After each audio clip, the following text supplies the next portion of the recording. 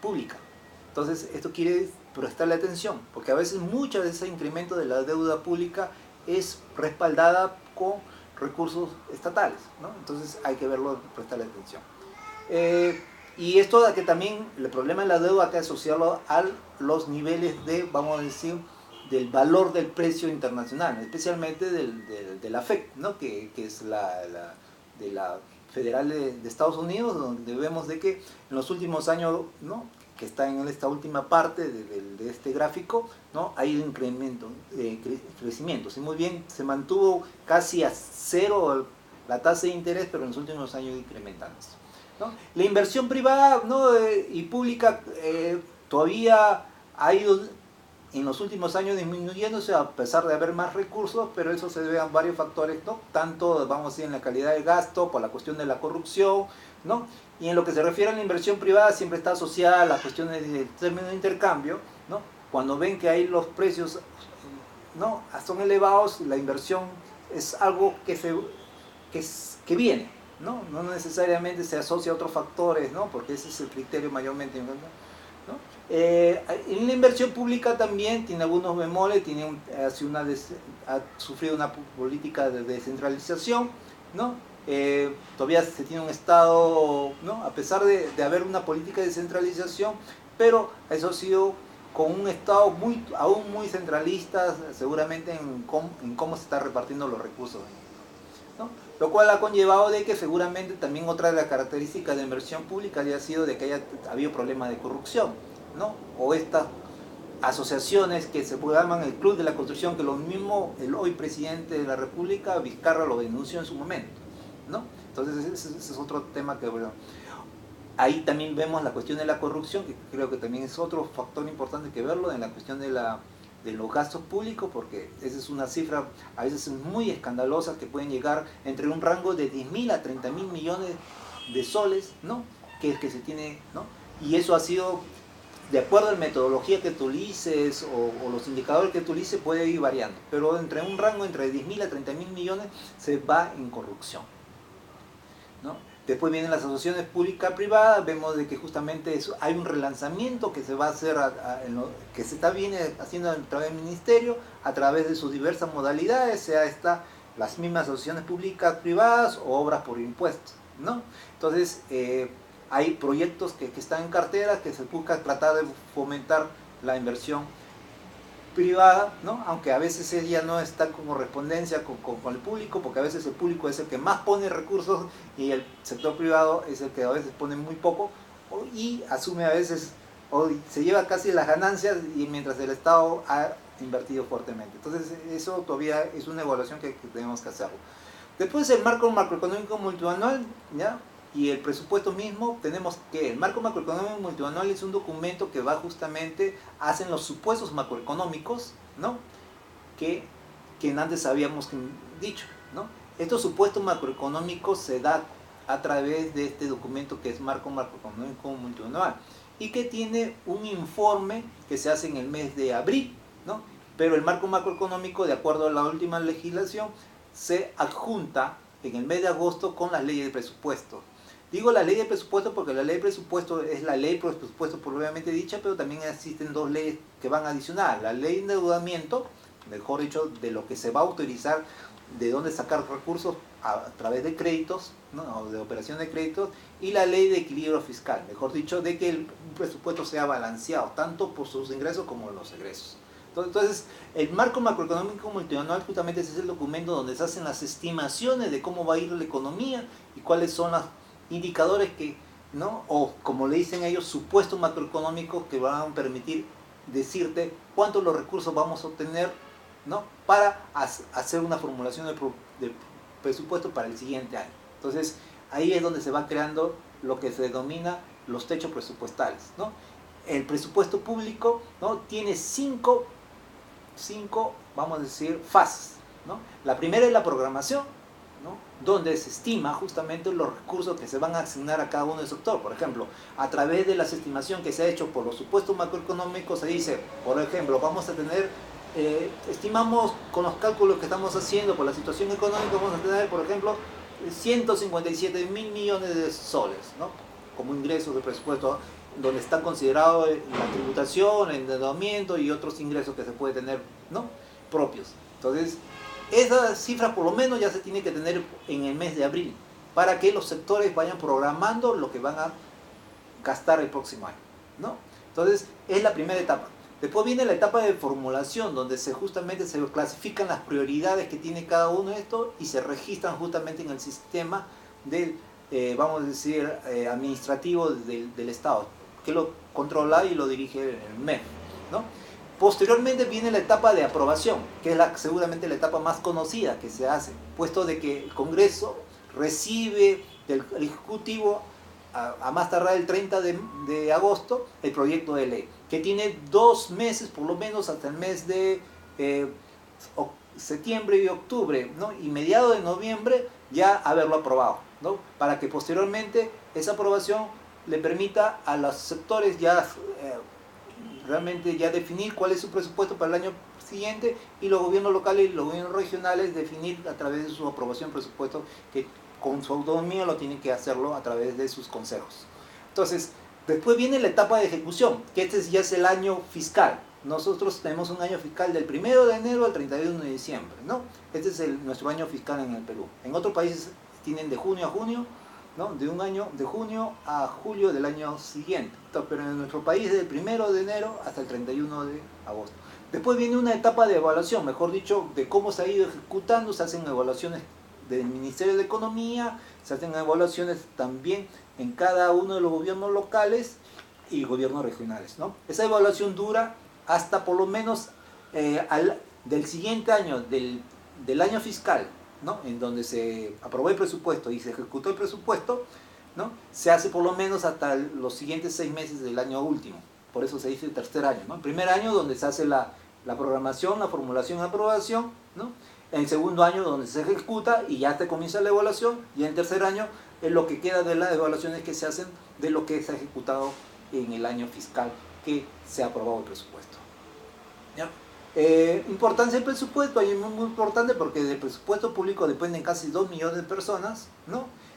Inyecta a la economía casi 9.800 millones, ¿no?, mensuales a la economía, ¿no? Hay una inversión pública anual de casi 31.000 millones. Siempre la inversión pública es importante en la medida de que inyecta recursos y puede generar nuevas inversiones, ¿no? Y el presupuesto promedio anual es de 127.000 millones que tiene el Estado para utilizar y inyectar a la economía, ¿no? Hay ideas también de reformular el presupuesto. Ahora, dentro de las cuestiones de la cobertura de los recursos, ¿no?, todos los recursos que tiene el Estado no necesariamente se consideran en el presupuesto. En el presupuesto están considerados básicamente los 3 niveles de gobierno, ¿no? No está el salud, no está la superintendencia de bancas y otras empresas públicas, ¿no? Entonces, los ingresos con los que cuenta el Estado, ¿no?, se clasifican en estos cuadros, donde vamos a ver recursos ordinarios, recursos determinados, recursos directamente recaudados, el endeudamiento y la donación y transferencia.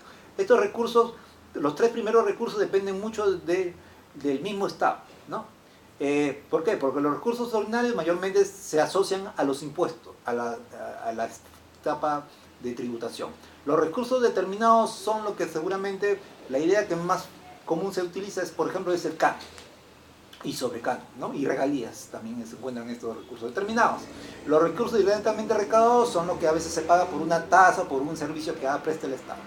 Y otros que, vamos a decir, están fuera, pero de todas maneras se pueden inyectar, es el endeudamiento, que ya se hemos hablado antes, y las donaciones y transferencias que pueden hacerse algunas instituciones que donan o dan algunos recursos al Estado sin necesidad de que el Estado le tenga que devolver, ¿no? No es un endeudamiento propiamente dicho, ¿no? Simplemente es una donación.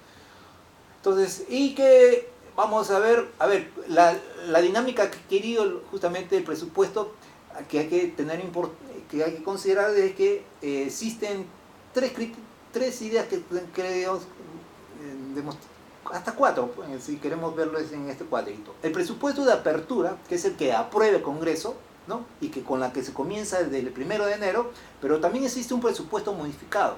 Son las variaciones que se hacen en el año fiscal, ¿no? Estas pueden ser para arriba o para abajo, depende seguramente de las circunstancias. Hay otra cuestión, criterio que hay que necesitarlo, es la ejecución, mejor dicho, Si muy bien hay un presupuesto de apertura, hay un presupuesto modificado, pero también es importante ver la ejecución, de cuántos recursos se viene gastando en de este presupuesto ya vamos a ir planificado, ¿no? Y por qué no decir también, y acá es una consideración que nosotros hacemos como grupo, un saldo no ejecutado, mejor dicho, cuántos recursos no se han utilizado por diversos motivos, por falta de calidad de recursos, falta de mala gestión, diversos N motivos. Entonces son importantes, puesto que eso también te da un indicador de cómo hay recursos que a veces se deja de gastar habiendo muchas necesidades dentro del Estado, ¿no? Y que en los últimos años han sido muy importantes, ¿no? Porque, por ejemplo, en el año 2017 ha sido de 26.000, el 2018 casi 27.000, ¿no? Entonces son cifras importantes que a veces nuevamente se ingresan al presupuesto del siguiente año, pero hay recursos que también se van al Fondo de Estabilización Fiscal, que es un fondo donde justamente recursos ordinarios que no se utilizan pueden ser acumulados en este fondo, pero que a veces, como ya hemos mostrado anteriormente, no se utilizan justamente para algunos criterios para lo que fue creado este Fondo de Estabilización, ¿no? Pasaríamos esto, hay las principales intervenciones, que son lo que determina justamente cada gobierno, ¿no? Acá en este cuadro lo que van a verlo, va a ver las dos diferencias, primero el gobierno de la administración Pedro Pablo Kuczynski y el segundo sobre la administración actual del presidente Martín Vizcarra, ¿no? Ya, estudio de casos, vamos a ir viendo, avanzando, ¿no? De que en lo que se refiere al presupuesto, ¿no?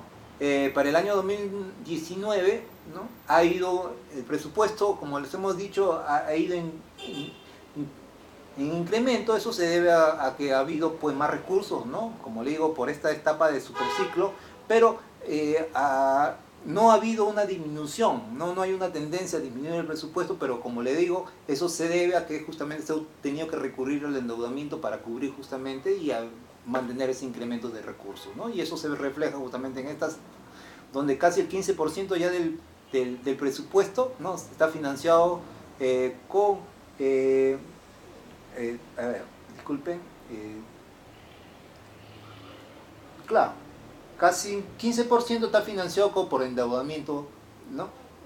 Oficiales de crédito. Mejor dicho, se está recurriendo mucho a los recursos, vamos a decir, de créditos para equilibrar el presupuesto, ¿no? Y esto también se va a ver reflejado en la recaudación tributaria, ¿no? En valores absolutos del presupuesto, su fuente de financiamiento, como ya les hemos dicho, son las que antes les hemos indicado, ¿no? Después, en lo que se refiere a la cuestión de la categoría de gasto, las clasificaciones más importantes de los gastos corrientes, que son los gastos que se hacen para la operatividad del Estado, sea esto del gobierno nacional, gobierno regional o gobierno local. Después vienen los gastos de capital, que son para proyectos, ahí asociamos los proyectos, o para un determinado periodo, ¿no? Mejor dicho, tiene un periodo de inicio, un periodo de final. A eso se le llama gasto de capital, ¿no? Que, como le digo, se diferencia del gasto corriente porque el gasto corriente es para la operatividad, ¿no?